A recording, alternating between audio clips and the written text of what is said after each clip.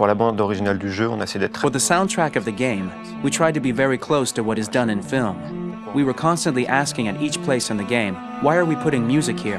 What is it going to say? So we focused the music on bringing emotion, which is interactive, and supports the character's arc. I'm sorry, honey. I'm sorry. I'm sorry. You know I love you, don't you? You know I love you. We make games that are very narrative. We're really into interactive drama, so the soundtrack also had to go in that direction, supporting the three characters' very different stories. We really wanted three colors, three musical sound identities, and from there, having three composers made sense, since the story of Kara, Marcus, and Connor are all completely different.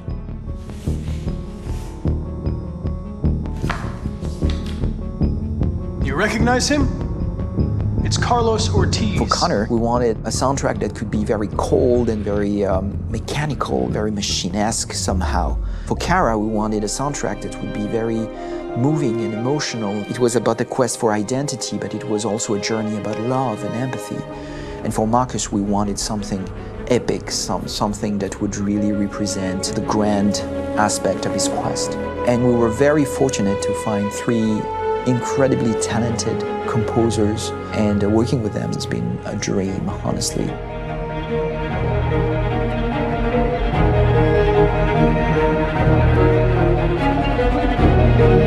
My name's Philip Shepherd, and I'm a composer and a cellist and a producer, and today we're at Abbey Road Studio One, which is my favourite studio in the world, and today we're recording the soundtrack for Kara from Become Human.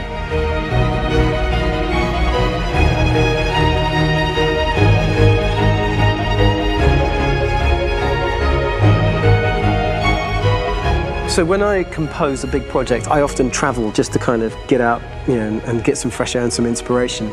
And I go hiking and traveling in Montana a lot. I had a log fire in the room that I was staying in, and the flames were kind of making absolutely direct music. And it became the basis for Kara's theme, and it sounds something like this.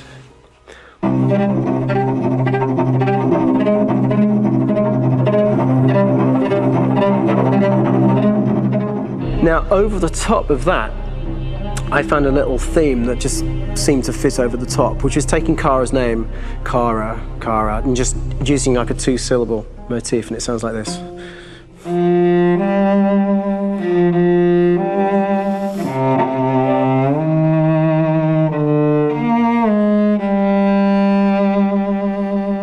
going to pull through this, Alice. As long as we're together, nothing can hurt us.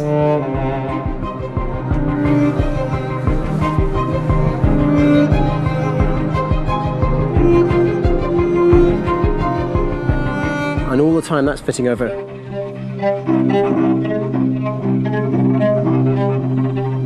So it kind of works in lots of levels. And in fact, every single theme in the score has one of those elements built into it, and it becomes sort of the DNA of every single tune.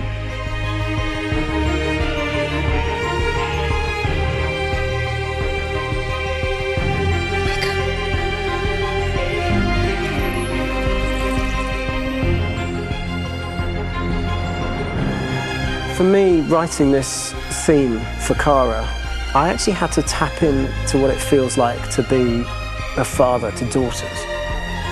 I really had to tap into everything I feel about my daughters and thinking, well, if I had to write music for them and that sense of trying to protect them but also give them the freedom, that's totally where it came from. Because each composer has been given the sort of narrative responsibility for very different characters, I haven't had to sort of go into other styles. I can actually be very loyal to this particular character and sort of hopefully encapsulate her.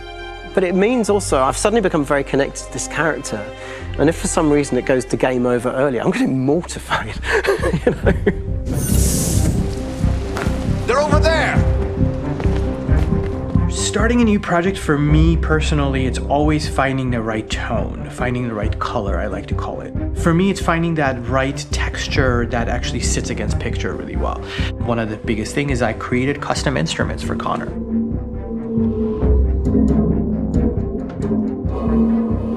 I pulled out all my vintage synthesizers to be able to capture this robotic person, if you will. My approach to all of these custom instruments is that I hear the sound in my head. And either I could just come into the piano and just be like, all right, so I'm gonna just get on the computer and just create it. I rather be able to play these instruments physically. Oh, that's nice. If you can do the dun, dun, dun, dun.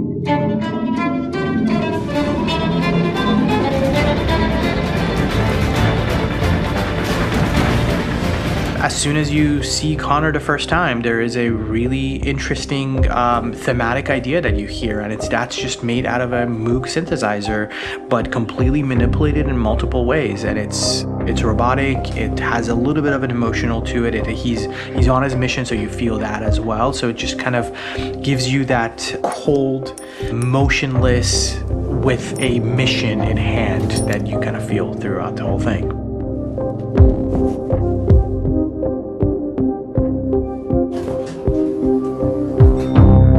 Because the music evolved, one of the things that I was very weary and I was very kind of focused on was the way that the music has to evolve. So my idea behind it was that Connor is a singular android that could at any point become a deviant or could actually stay as an android.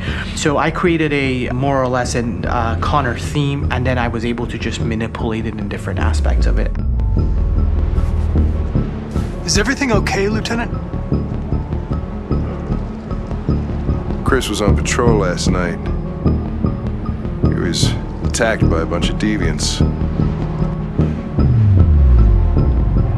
I'm a human being writing for a robot, and throughout Connor's journey, he meets someone, he meets a partner. So how do you deal with a robot feeling? And I've met a partner that I'm gonna work with, or all of a sudden he sees a dead body. Does this robot have an imagination? Does this robot have a feeling? And if yes, how do you translate that into non-emotional music? So it basically at any point I was just like, I can't do this, and then I just do it. Property was damaged and fires continue to rage in several major districts across the city. Some people are asking, have androids become a threat to our security?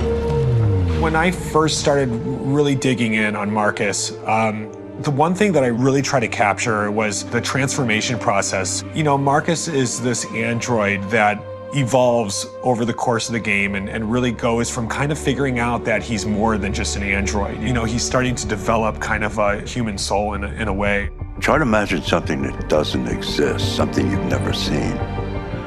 Now concentrate on how it makes you feel and let your hand drift across the canvas. The other side of Marcus that I really latched onto was that he almost became a savior for a lot of the other androids in the game. So when I started developing the theme for Marcus, I really made it like a church hymn.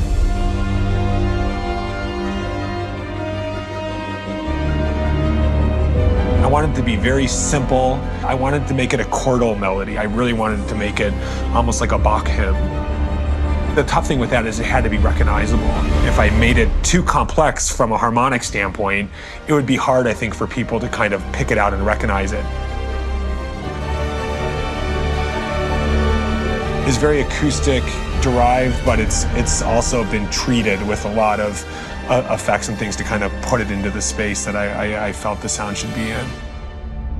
It can be beautiful, it can be haunting, it can be extremely powerful from an action standpoint, and I'm really happy with the way it turned out. The music is there, but it's subliminal and it's emotional, and people are feeling it, and it's not distracting.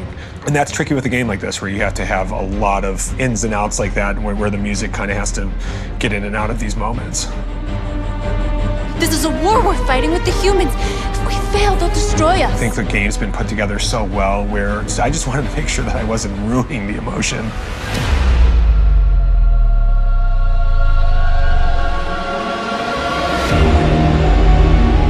I gotta be honest, when we first started on this path, I've said, oh man, this could be pretty messy, you know? I mean, it could feel disconnected, and But I mean, it's amazing how they really guided us and got us to really kind of all be in the same world, but at the same time feeling completely different. So it's really going to stand out and kind of be one of those games where people are really going to notice the music and kind of how it was crafted, and and all the hard work that went into being able to pull it off in a graceful way.